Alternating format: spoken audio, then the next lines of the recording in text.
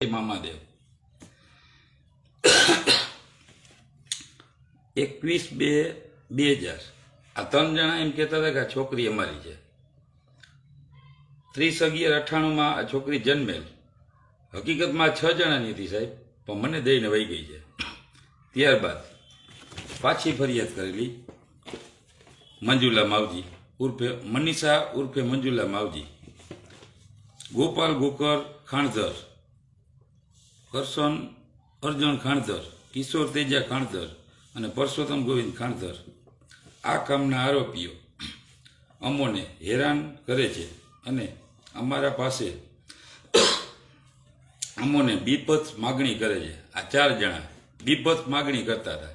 ગોપાલ ગોકર, કરશન અર્જુન, કિશોર તેજા અને પરસોત્તમ ગોવિંદ ભઠ્ઠીવાળા, ઓમ દવાખાનાવાળાનો બાપ, અને અમારા પતિની ગેરહાજરીમાં અમારા ઘરે આવે છે। આ 4 જણા મારી ગેરહાજરીમાં મારા ઘરે આવતા એવી આ મારી પત્નીએ ફરિયાદ કરેલી છે। ઘરે આવતા અને અમારી સાથે નિર્લજ્જ ચેનચાળા કરતા। આ 4 જણા ચેનચાળા કરતા, એક ગોપાલ ગોકર ખાણધર, કરશન અર્જુન ખાણધર, કિશોર તેજા ખાણધર અને પરસોત્તમ ગોવિંદ ભઠ્ઠીવાળા, ઓમ દવાખાનાવાળાનો બાપ, આ 4 જણા મારી ગેરહાજરીમાં ચેનચાળા કરવા આવતા મારા ઘરે। અને અમોને બ્લેકમેલિંગ કરવાનો પ્રયત્ન કરે છે અને આ કામના આરોપીઓ વારવાર અમોને બ્લેકમેલિંગ કરવાના બહાને કહે છે કે તમો અમોને રૂપિયા આપો તો અમો તમને છોડશું, નહીતર તમોને મૂકશું નહીં। આ કામના આરોપીઓ આ પહેલાં અનેક વખત મારા પાસે બ્લેકમેલિંગ કરવાના બહાને રૂપિયા લઈ ગયેલ છે અને આ કામના આરોપીઓ અમારો આખો દિવસ પીછો કરે છે અને અમોને વારવાર હેરાન કરે છે।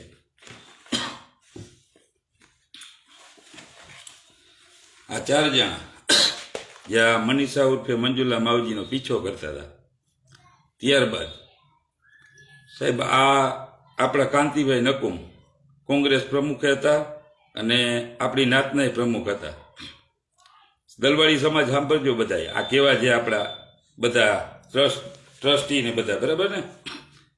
હરખું સાંભળજો। આપણો કેડી નકુમ એ મારા ઘરે આવેલ અને મને કહેલ કે સામેવાળામાં વાઘ છે, તું સમાધાન કરી નાખ। એટલે હું ત્યાં કડકો હતો, એટલે મેં કીધું કે મને 50,000 રૂપિયા દઈ દે ખર્ચો તો હું સમાધાન કરી નાખું। એટલે આને કાંતિભાઈએ મને સામું કીધું કે તને 50,000 દઈએ ને લાખ ખાતામાં ના દઈએ। એટલે મેં કાંતિભાઈને કહેલ કે મારા એકે બાપના દીકરા નથી। પછી એમ કરીને કાંતિભાઈ વયો ગયો કોંગ્રેસ પ્રમુખ, અને મને અહીંયા આવીને શું કીધું કે હું કોઈના સમાધાનમાં જતો નથી। પરસોત્તમ ગોવિંદ મારો કોંગ્રેસ સભ્ય છે ને, એટલે હું આવ્યો છું। ત્યારબાદ મારી પત્નીએ મને કહેલ કે આપણા ઘરે પૈસા નથી, હું વિકાસ ગૃહમાં જઈને ફરિયાદ કરું તો? એટલે સાહેબ અમે 2 વિકાસ ગૃહમાં ગયેલ 2001ની સાલમાં। ત્યારબાદ હું 3-4 વખત ત્યાં મળેલો ને મારી પત્ની પાછી ફરી ગઈ। એટલે ત્યાં વિકાસ ગૃહમાં જઈને મેં વાત કરી કે એ ઓલા વિકાસ ગૃહ બેનું કહે કે તમે ખોટા છો। એટલે સાહેબ મેં એને પૂછ્યું, મેં એને પૂછો આ છોકરીએ મારી છે? તો મારી ઘરવાળીને પૂછ્યું કે સાચી વાત છે? તો કે હા, એ કે અમારે ગોપાલને પ્રેમ હતો ને કે આ છોકરી ગોપાલની છે, એમ બીજી વાર મારે કબૂલ થયેલી હતી। ત્યારબાદ આપણા રમેશ વકીલ, રમેશ આર નકુમ, એને મને કહેલ વિકાસ ગૃહમાં હતી ને ત્યારે, તું એ કે વિકાસ ગૃહમાં તેડી આવ, તારું સમાધાન કરી દઉં। અને મારા ઘરે ખૂબ મફત દાબેલી ખાધી છે આર નકુમ સાહેબ, વકીલ સાહેબ, એને ખાધી છે, એના છોકરાને ખાધી છે। એટલે સાહેબ હું વિકાસ ગૃહમાંથી તેડી આવ્યો ને પછી મેં કીધું કે હવે સમાધાન કરો રમેશભાઈ, તો હવે એને કંઈ કરવું નથી, તારે જે કરવું એ કરી છે।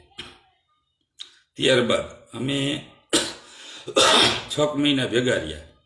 એટલે આ 3 જણાએ મને કીધું કે એમ અખર મારી વાપરેલી મારી છોકરી રાખી ને, એટલે મેં મારી પત્નીને વાત કરી કે આ આમ કહે છે, તો કે હું શું કરું? તો મેં હું શું કરું, બેસી જાય એના ઘરમાં।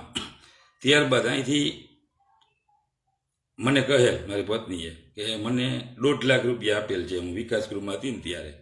મેં બરાબર, આટલા ટાઈમથી આપણે ભેગા રહ્યા, તે મને કોઈ દિવસ કીધું તો કે ના। હવે જ મેં ગયા એના ઘરે જઈને પડ કે આ તે મારા પતિને કીધું છે એટલે હું આવી જાઉં. તો મારી ઘરવાળી ડાયરેક્ટ ધોરીવામાં પડેલા આ છોકરીને બે આ છોકરીને મારી નાખવી હતી ને મને ફસાવી જાવ હતો. પણ સાહેબ હવનો ભગવાન હોય. જય ભારત જય હિન્દ. જેમ બને એમ આ વિડીયોને શેર કરજો અને કોમેન્ટ કરજો અને સરકારશ્રી અને પત્રકારશ્રી સુધી પહોંચવો જોઈએ આ વિડીયો. જય ભારત જય હિન્દ.